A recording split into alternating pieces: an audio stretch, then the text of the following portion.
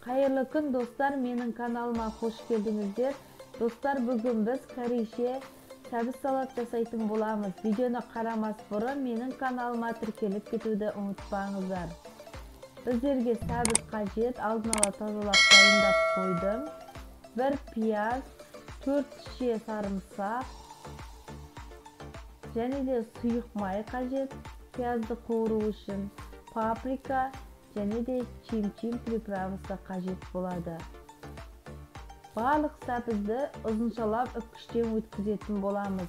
Егер сіздерде басқаша ұзыншалап өткізетін үккіш болатын болса, онда тіптен жақсы. Мендегі бары осы үккіш.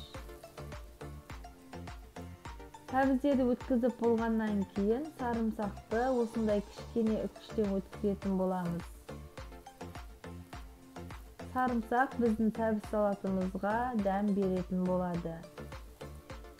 1 кішкене қасық паприка, 1 кішкене қасық тұз, чим-чимді салып салатымызға араластырамыз. Мен осы ретте пиязды кішкене турап алдым. Енді оны қызып тұрған майымызда алтын түске енгенше қуыратын боламыз. Достар, менің каналымда өте қарапайым, оңай рецепттер бар. Барлық рецептердің құрамы тексерілген. Сондықтан да менің каналыма тіркеліп, лайк басып, пікір жазуды ұмытпаңыздар. Сіздердің қолдауларыңыз мен үшін өте қажет. Салатымызға қуырылған пиязымызды құямыз. Осылайша барлығын жақсылап араластырып шығатын боламыз. Егер де сіздерге ащылау қажет болатын болса, онда қызыл бұрышта қоссаңыздар болады, бірақ мен қосқан жоқпын. Мінекей көріп тұрғандарыңыздай, уксус қоспасаңыздар да өте дәмді, керемет болып шықты. Мен уксус ұнатпағандықтан уксусты қосқан жоқпын.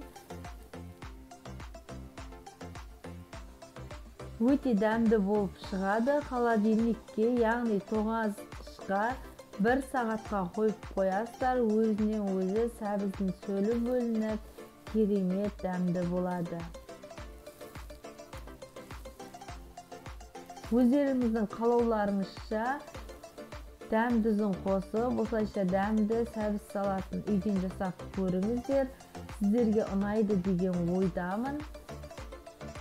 Видеоны қарағандарыңызға көп рахмет. Келесі кездескенше сау болыңыздар.